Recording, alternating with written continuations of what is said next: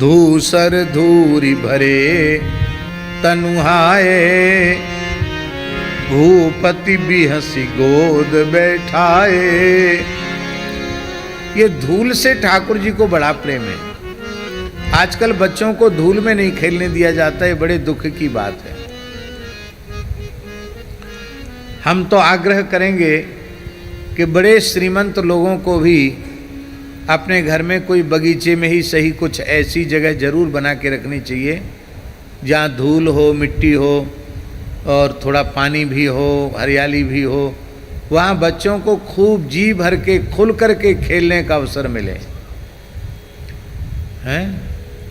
अभी नौ महाजन जी ने कहा कि किसी ने हमसे कहा कि परिक्रमा से क्या होता है, तो इन्होंने कहा कि परिक्रमा करते रहोगे तो जमीन से जुड़े रहोगे और माथा गड़बड़ाएगा नहीं, माथा भी ठीक रहेगा। तो जमीन से जुड़ा रहना भी ठीक है और माथा गड़बड़ाए नहीं, माथा ठीक बना रहे, ये भी बहुत जरूरी है। मिट्टी में खेलना भी एक थेरेपी है।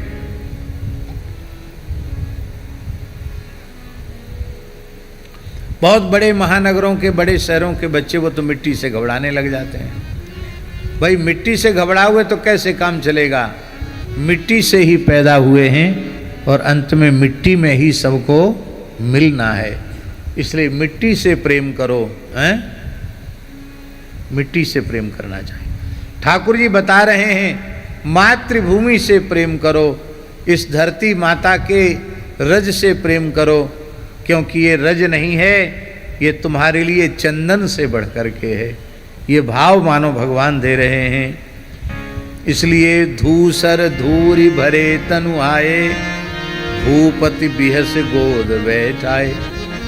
बाल लीला में, हमारे ब्रज लीला में भी रसखान जी क्या बोल रहे हैं? धूरी भरे अति शोभित श्याम जो, तैसी बनी सिर सुंदर छोटी। धूर भरे अति शोभित श्याम जो, कैसे बने सिर सुंदर चोटी। खेलत खात फिरे अंगना, पग पैजनी बाजत पीरी कछोटी। पग पैजनी बाजत पीरी कछोटी। या छवि को रस खान बिलोकत, भारत काम कला निधि को। या छवि को रस खान बिलोकत, भारत काम कला निधि को। काग के भाग कहा कहिए, हरि हाथ सो ले गयो माखन रोटी। काग के भाग कहा कहिए, हरि हाथ सो ले गयो माखन रोटी। काग के भाग कहा कहिए, हरि हाथ सो ले गयो माखन रोटी। काग के भाग कहा कहिए, हरि हाथ सो ले गयो माखन रोटी। चाहे राम जी हो, चाहे श्री कृष्ण हो, सबके सब धूल में खेलते हैं, मिट्टी में खेलते हैं। भोजन करत चपल चित, माताएं लाकर दशरथ जी की गोद में राम जी को बिठा देती हैं। तो भोजन करत चपल चित, इत उत अवसर पाए। भाजी चले किलकत मुख, दधी ओदन लपटाए। दही भात मुख में लपेट करके चल देते हैं। और कवितावली में बाल लीला के प्रकरण में गोस्वामी जी क्या कह रहे हैं? कबहू शशि मांगत आरी करें, कबहू प्रतिबिंब निहारी डरें। कभी बालक राम जी, मैया मैं तो चंद्र खिलौना लई हूं, चंद्रमा को मांगते हैं। और कभी दर्पण में अपना प्रतिबिंब देखकर डर जाते हैं। कबहू शशि मांगत आरी करें, कबहू प्रतिबिंब निहारी डरें, कबहू करताल बजाए के नाचत, कबहू करताल। केवल हमारे बाल कृष्ण ही नहीं नाचते हैं, रामलला भी नाचते हैं, बालक राम भी नाचते हैं, किशोर राम भी नाचते हैं, मिथिला में भी नाचते हैं, सखियां नचाती हैं। और फिर नित्य साकेत विहारी रास विहारिणी रासेश्वर रसेश्वर श्री राम जी और रासेश्वरी श्री किशोरी जी के सहित भी नृत्य करते हैं। कबहू करताल बजाई के नाचत, मातु सवे मन मोद भरे, कबहू ऋषियाई नाराज हो जाते, कहें हठी के मैया मैं तो यही लूंगा, अवही लूंगा, यही में ते लूंगा, सद लूंगा। जैसे बालकृष्ण लीला में करते हैं श्री राम जी करते हैं। ले पुनि लेत सोई जेही आरी लागी अरे, जिस चीज को लेने के लिए अड़ जाते हैं जब तक मिल नहीं जाती तब तक रोना बंद नहीं करते। कहाँ हैं ये ऐसी लीला करने वाले हैं कहाँ? बोले कहाँ हैं? अब तुलस अवधेश के बालक चारि सदा, तुलसी मन मंदिर में बिहरे, अवधेश के बालक चारि सदा, तुलसी मन मंदिर में बिहरे। बोलो भक्तवत्सल भगवान की जय। बालक रूप राम जी की शोभा कैसी है?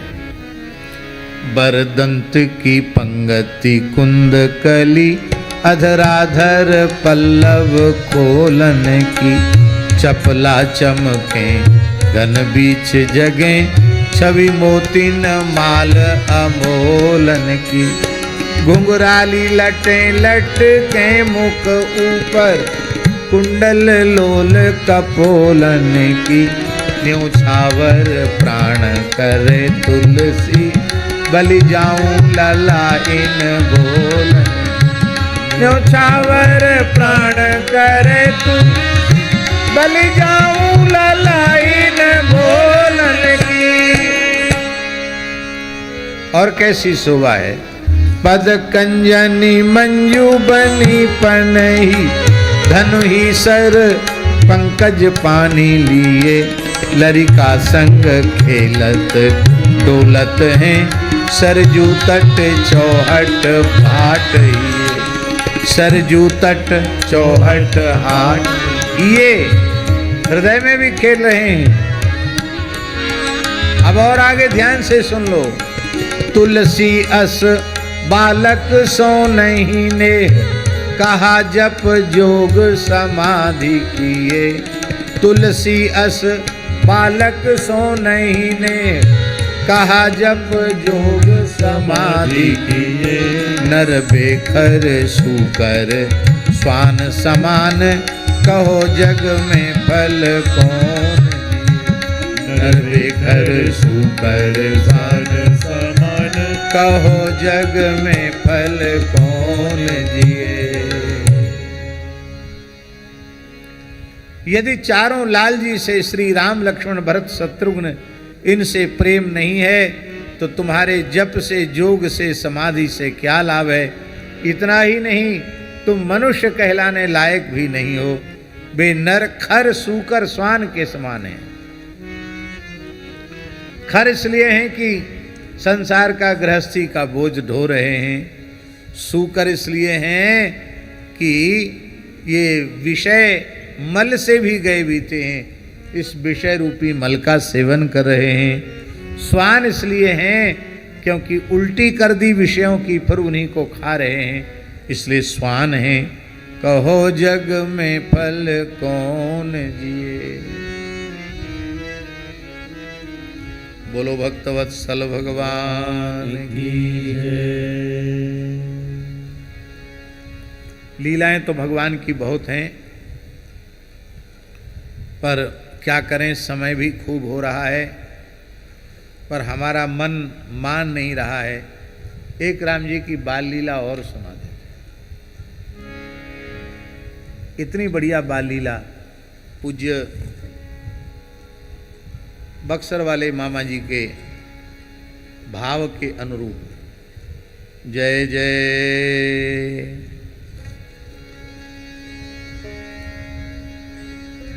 सीताराम, जय सीता राम, सीताराम जय सीता राम, जय राधे श्याम, जय राधे श्याम,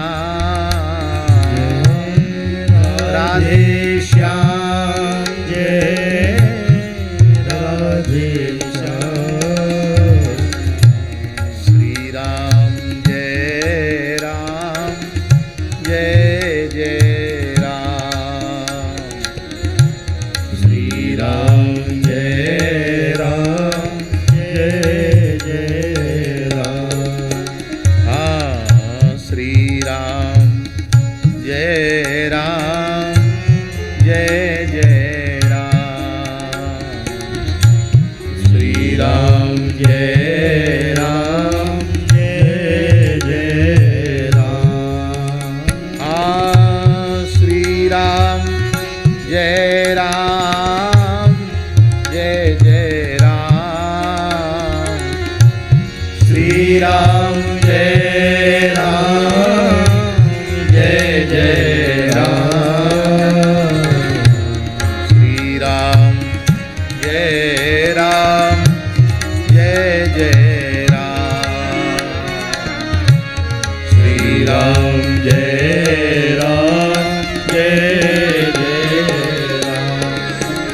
हाँ, श्री राम जय राम, जय जय राम, श्री राम जय राम, जय जय राम।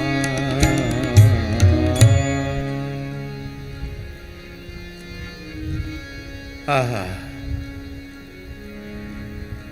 भगवान शिव के मन में एक बात तो सुन चुके ने, और एक कहू निचोरी, सुन गुरजा अति दृढ़मति तोरी। वो तो आप सुन चुके हैं, गीतावली का पद भी, अवध आज आगमी एक आयो। एक और बड़ी सुंदर बाल लीला। ये जो लीला है ना, वो तो एकदम शिशु भाव की लीला है, और ये तब की लीला है जब ठाकुर जी चौहट, बाट और हिये, सरजू तट, चौहट, बाट, ये सब जगह खेलते हैं, तब की लीला है ये। भगवान शंकर के मन में अभिलाषा है कि कैसे भी अपने आराध्य इष्ट का श्री अयोध्या जी में जाकर दर्शन हो। बहुत प्यारे भाव है। प्रभु के दर्शन की उत्कंठा मन में भारी, मदारी बन के शंकर जी। प्रभु के दर्शन की उत्कंठा मन में भारी, मदारी बन के शंकर जी चले। समझ में आ रहा है ना सबकी? शंकर जी मदारी बन कर के आए हैं, और मदारी बंदर का खेल दिखाने के लिए आए हैं, तो हनुमान जी को ही छोटा बानर बना करके लाए। प्रभु के दर्शन की उत्कंठा मन में भारी, मदारी बन के शंकर जी चले। ओ प्रभु के दर्शन की उत्कंठा मन में भारी, मदारी बन के शंकर जी चले। कर कर में छड़ी बजावत डमरू पगिया सिर पर बांधे। यंत्र मंत्र टोटक चेटक झोली झोली लटकी कांधे। मन के मंदिर में दशरथ अजिर बिहारी मदारी बन के शंकर जी। प्रभु के दर्शन की उत्कंठा मन में भारी मदारी बन के शंकर जी चले। एक रूप से बने मदारी एक रूप से बंदर। एक रूप से बने मदारी एक रूप से बंदर। हनुमान और शंकर डोले अवधपुरी के अंदर। हनुमान और शंकर डोले अवधपुरी के अंदर। जुड़ गए दर्शक कितने बालक और नर नारी मदारी बन के शंकर जी। जुड़ गए दर्शक कितने बालक और नर नारी मदारी बन के शंकर जी चले। प्रभु के दर्शन की उत्कंठा मन में भारी मदारी बन के शंकर जी। ओ प्रभु के दर्शन की उत्कंठा मन में भारी मदारी बन के शंकर जी चले। डमरू बाजे बंदर नाचे दशरथ जी के द्वारे। डमरू बाजे बंदर नाचे दशरथ जी के द्वारे। राम लक्ष्मण भरत शत्रुघ्न दर्शन हेतु पधारे। राम लक्ष्मण भरत शत्रुघ्न दर्शन हेतु पधारे। लख के उछले दे दे तारी और किलकारी मदारी बन के शंकर जी। ओ प्रभु के दर्शन की उत्कंठा मन में भारी मदारी बन के शंकर जी चले। माया के कर बानर बन के सारी दुनिया नाचे। माया के कर बानर बन के सारी दुनिया नाचे। नारी दिवस नर सकल गुसाई नाचही नट मरकट की नाई। जो माया सब जगह ही नचावा जासु चरित लखि काहू ना पावा। और सूरदास जी कहते हैं नाचत ही निस दिवस मर्यो। गोस्वामी जी कह रहे नाचत ही निस दिवस मर्यो। और सूरदास जी कहते हैं अब हो नाच्यो बहुत गोपाल। ये सब माया के कारण ही तो हम सब नाच रहे हैं। माया के कर बानर बन के सारी दुनिया नाचे। जो रघुवर के सन्मुख नाचे सो माया से बाँचे। जो रघुवर के सन्मुख नाचे सो माया से बाँचे। राचे राम चरण में साचे बने पुजारी मदारी बन के शंकर जी चले। राचे राम चरण में साचे बन के पुजारी मदारी बन के शंकर जी चले। भक्त और भगवान परस्पर दर्शन से हर्षाए।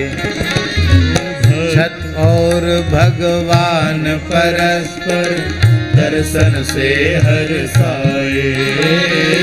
छद्म वेश में नाना कौतुक देखे और दिखाए। छद्म वेश में नाना कौतुक देखे और दिखाए। उर्धरी नारायण प्रभु भवन चले त्रिपुरारी, मदारी बन के शंकर जी। प्रभु के दर्शन की उत्कंठा मन में भारी, मदारी बन के शंकर जी चले। खेल दिखा करके शंभु गए कैलाश पर, ऋष्यमूक हनुमान। दो निछावर दून पे भक्त और भगवान। दर्शन पाय वियोग भो, बाढ़्यो विरह अपार। उत हनुमत इत राम के, बहत नयन जलधार। इधर राम जी रो रहे हैं हनुमान जी के वियोग में, उधर ऋष्यमुख पर हनुमान जी रो रहे हैं राम जी के वियोग में। हनुमत रोवत राम हित, रघुबर हनुमत हेत। रुदन हेतु माता पिता, पूछत प्रेम समेत। लाल जी आप रोने का कारण बताओ। बड़े प्रेम से चुचकार पुचकार करके कहते हैं कि कारण बताओगे तब ना।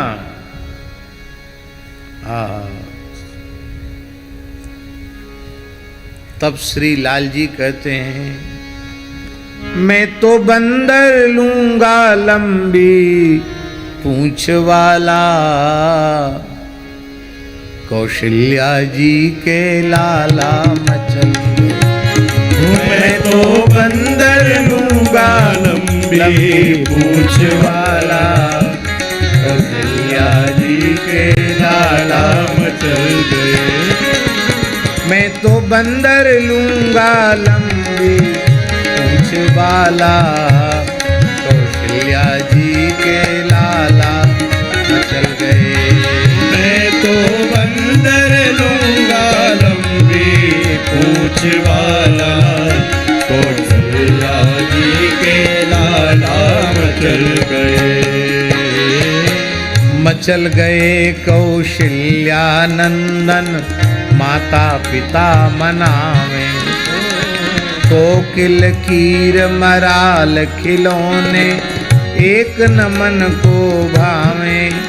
लोटे आंगन में ओ फेंके मोतिन माला, कौशल्या जी के लाला मचल गए।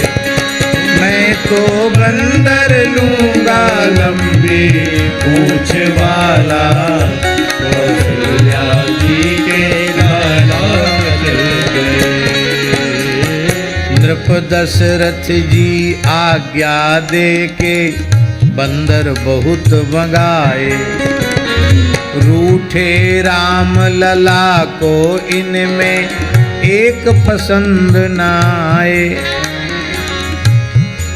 कोई समझे ना किस बंदर हेत बिहाला, कौशल्या जी के लाला मचल गए। मैं तो बंदर लूंगा लंबी पूंछ वाला, कौशल्या जी के लाला मचल गए। चक्रवर्ती महाराज दशरथ ने एक से एक बढ़िया बढ़िया बंदर देश विदेश के मंगाए।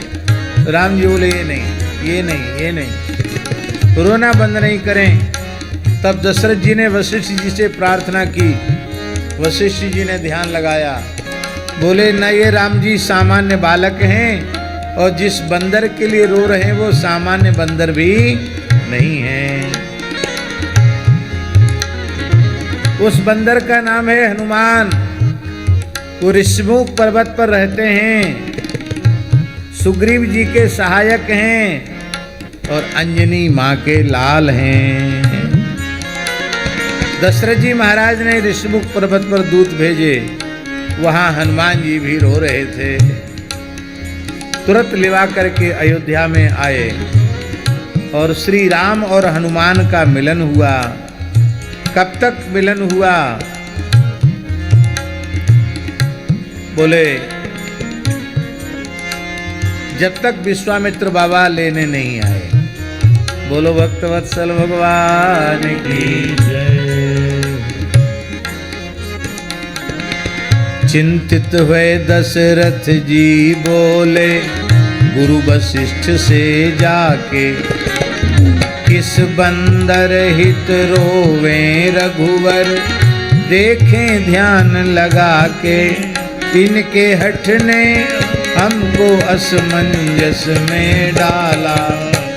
कौशल्या जी के लाला मचल गए, मैं तो बंदर लूंगा लंबी पूंछ वाला।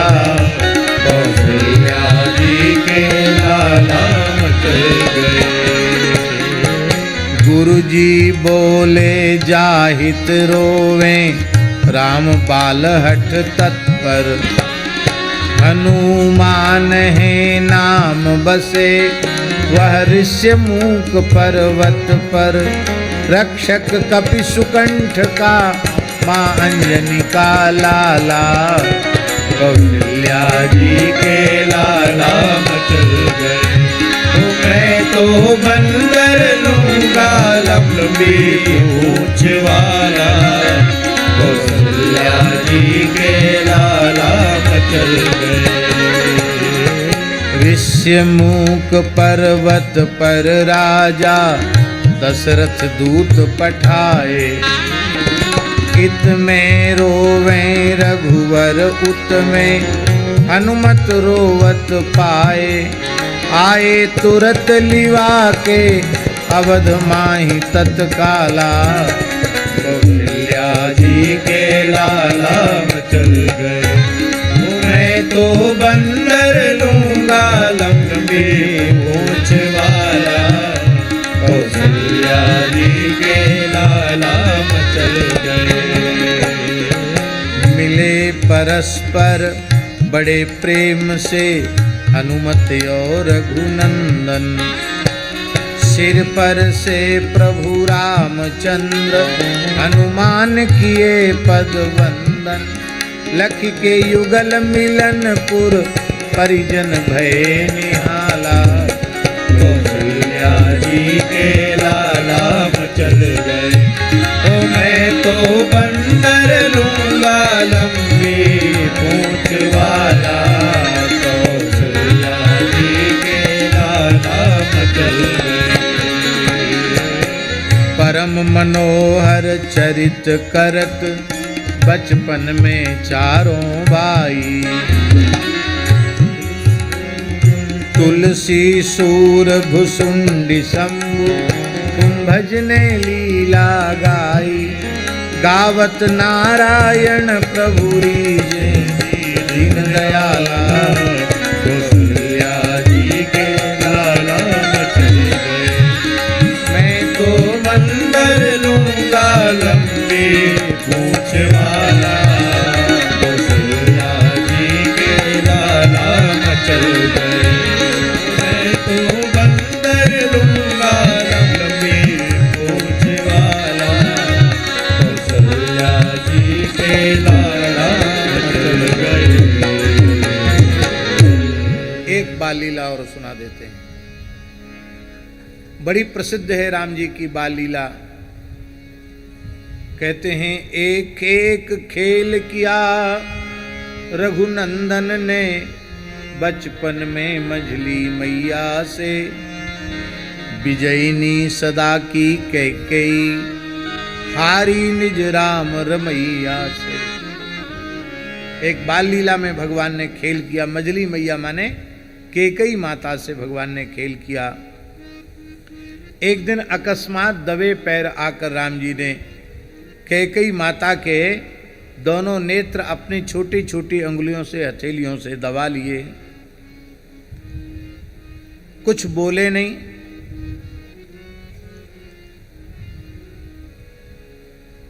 तो मैया ने पूछा कौन, किसने आंख बंद की?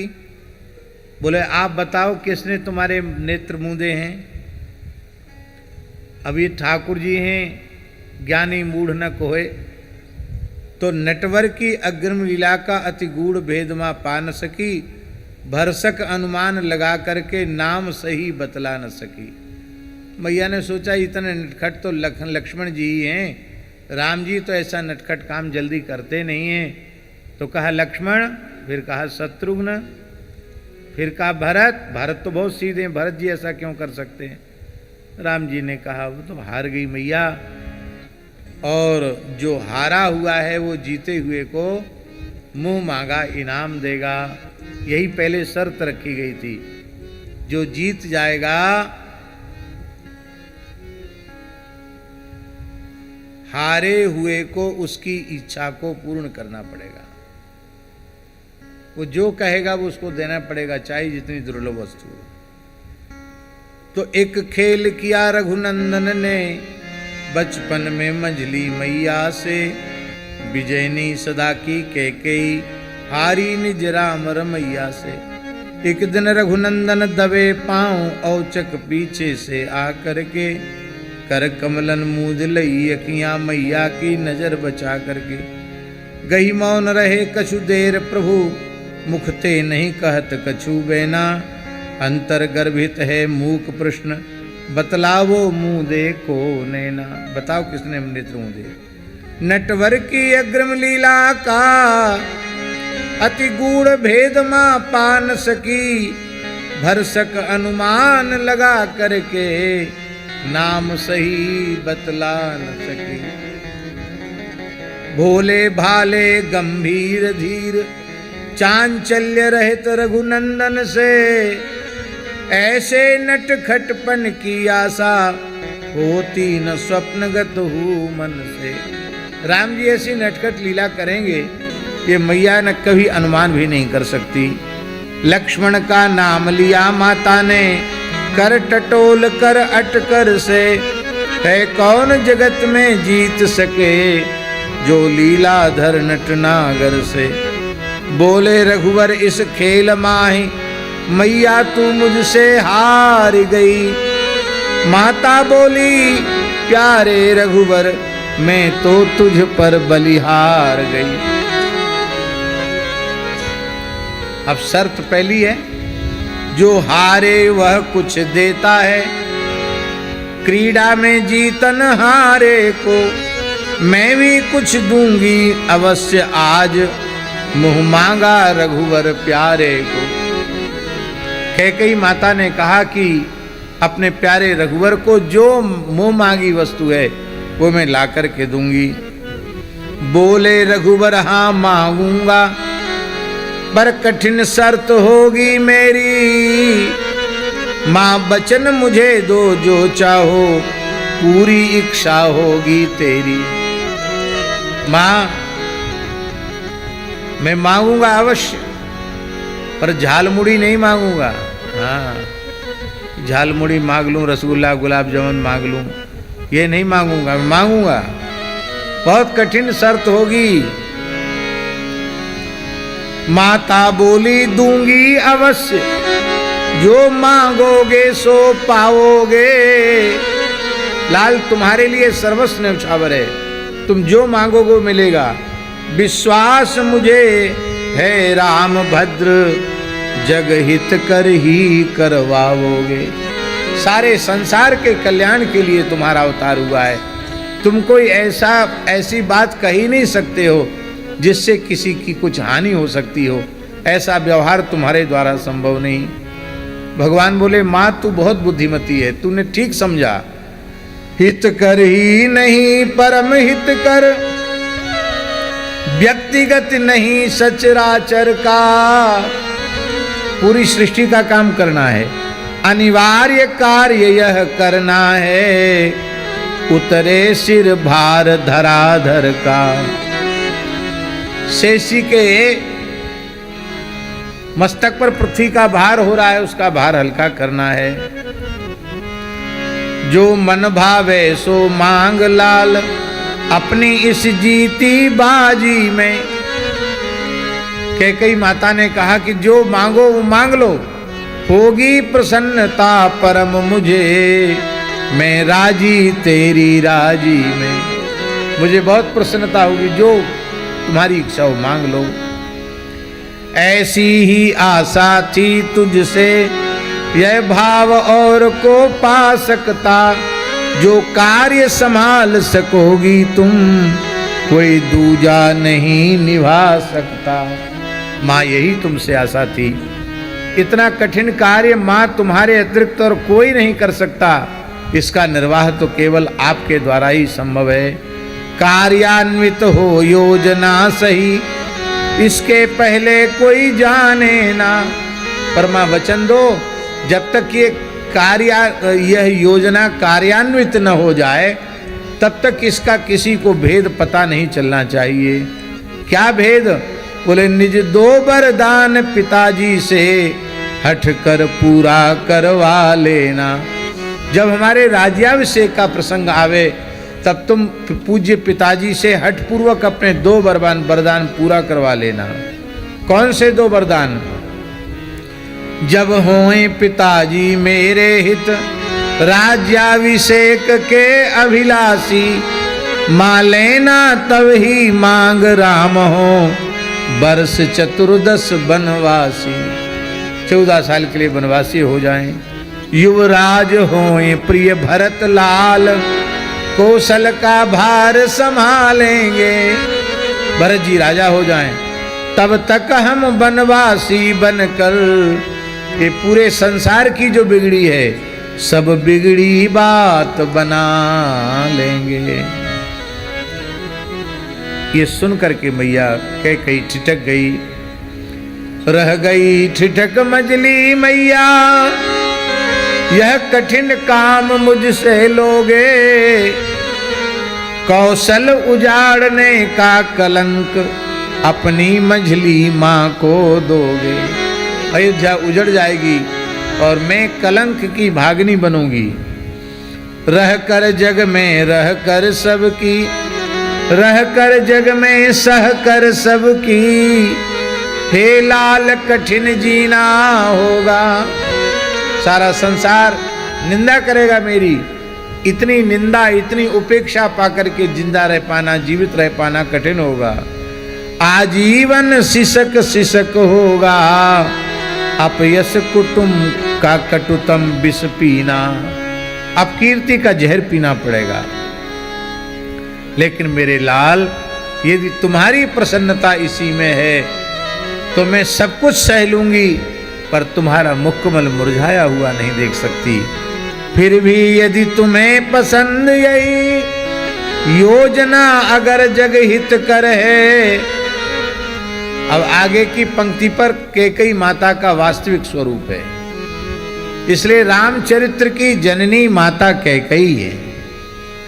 कैकेयी न होती तो राम जी चित्रकूट नहीं आते, फिर कहाँ आप लोग रघुवीर मंदिर बनाते, कहाँ राम कथा सुनते, कहाँ कामदगिरी की परिक्रमा लगाते, कहाँ आरोग्य धाम बनाते, कहाँ विश्वविद्यालय बनाते। ये सब इसको तीर्थ बना दिया कैकेयी माता ने। फिर भी यदि तुम्हें पसंद यही योजना अगर जग हित कर है, पति पुत्र राज्य सुख सुयस स्वर्ग, तब रुचि पर सकल न्योछावर है। हे राघव, तुम्हारी प्रसन्नता के ऊपर, तुम्हारी रुचि पर पुत्र भी न्योछावर है, पति भी न्योछावर है, यश कीर्ति स्वर्ग सब कुछ न्योछावर है। इस तरह जगत के हित कारण योजना बनी सुखशीलाए, कैकेयी मातु निमित्त मात्र यह नारायण प्रभु लीला है। इसलिए राम जी ने भरत जी से कहा कि जिन्होंने संतों की सभा का सेवन नहीं किया है, वे ही जड़मती माता कौशल्या का कैकेयी को दोष देंगे। जिन्होंने संतों की सभा का सेवन किया है वे कैकेयी माता को दोष नहीं दे सकते।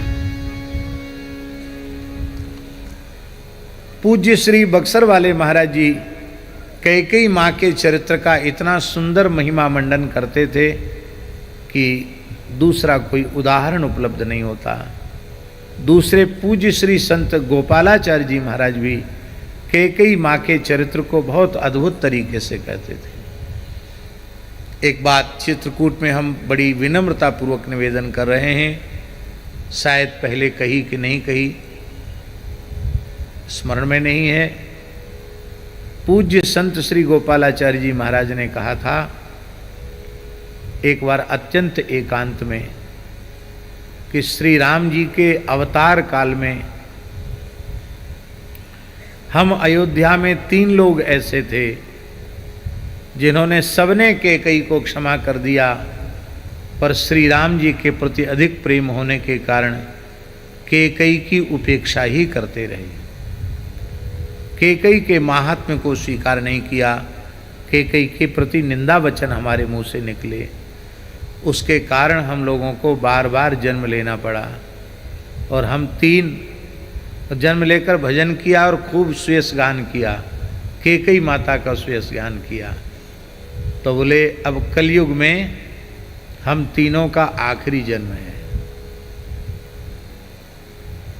बोले उनमें एक तो हूं मैं, वशिष्ठ पुत्र सुयज्ञ। राम जी के प्रति अधिक प्रेम होने के कारण क्षमा नहीं कर पाए कैकेयी माँ को, लेकिन अब समझ में आया कैकेयी जी का स्वरूप क्या है। और उनमें दूसरे महापुरुष हैं पूज्य बक्सर वाले मामा जी। और बोले मामा जी चले गए तब बहुत दुखी थे, तब उन्होंने एकांत में बताया था। बोले हम भी अब इस समय पे जाने वाले हैं, बोले इस कार्तिक में हम भी चले जाएंगे, हम भी लौट के नहीं आएंगे। और कार्तिक गोपाष्टमी के दिन ही पूज्य श्री संत गोपालाचार्य जी महाराज भगवत धाम प्रयाण किए। और बोले हमने कहा महाराज जी तीसरा कौन है, वो इसलिए तीसरे का नाम हम आपको नहीं बताएंगे।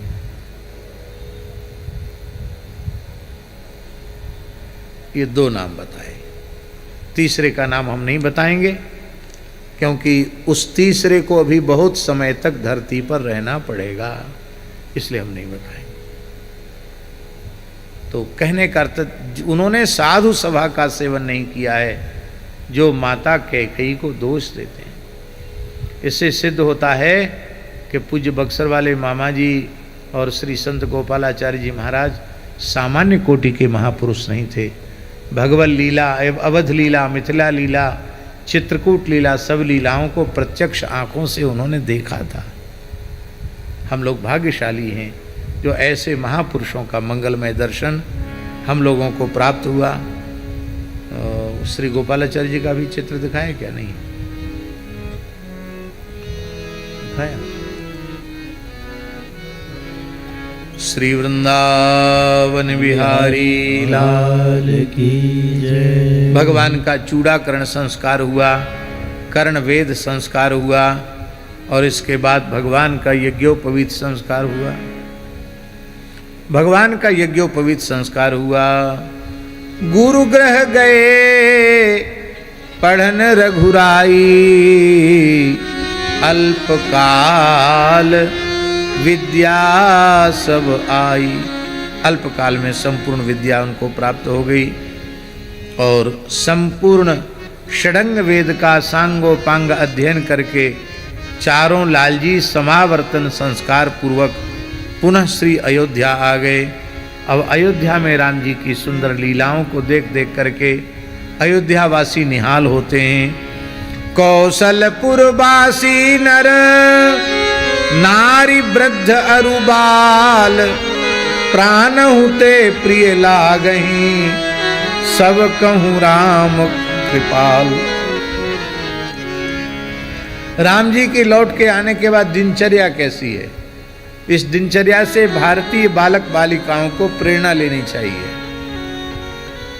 प्रातः काल उठ के रघुनाथा, प्रातः काल उठ के रघुनाथा, मातु पिता गुरु नावई माथा, मातु पिता गुरु नावई माथा।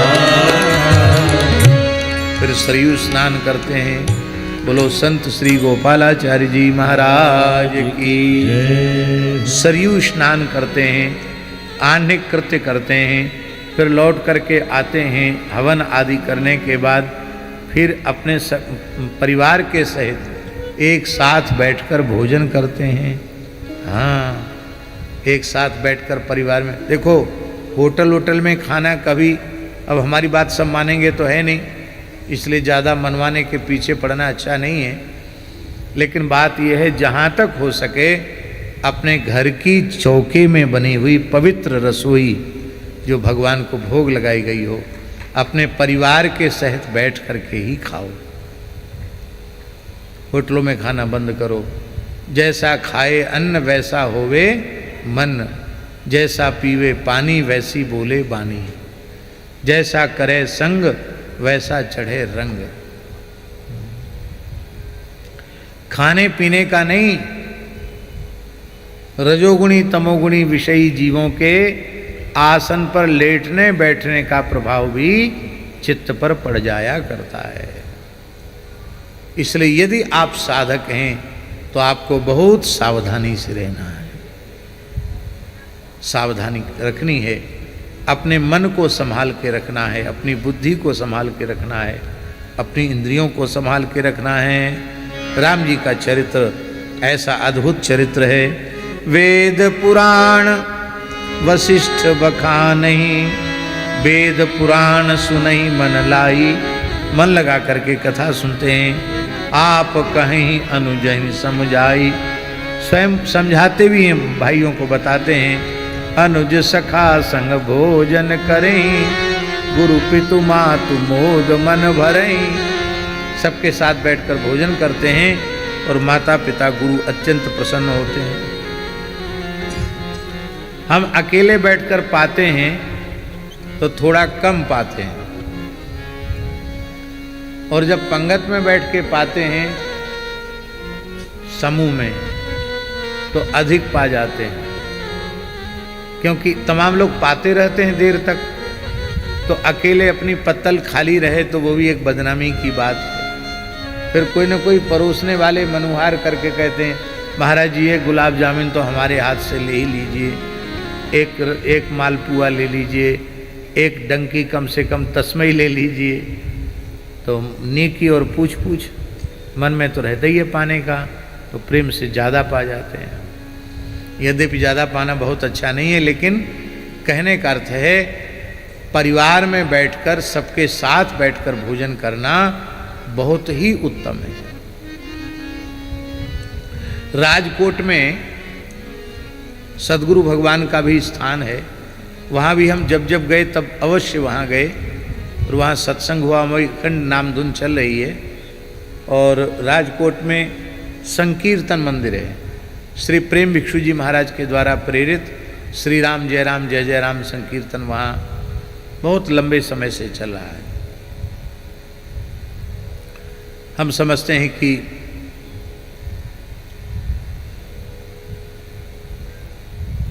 50-52 वर्ष हो गए हैं कीर्तन को चलते चलते, राजकोट वाला कीर्तन।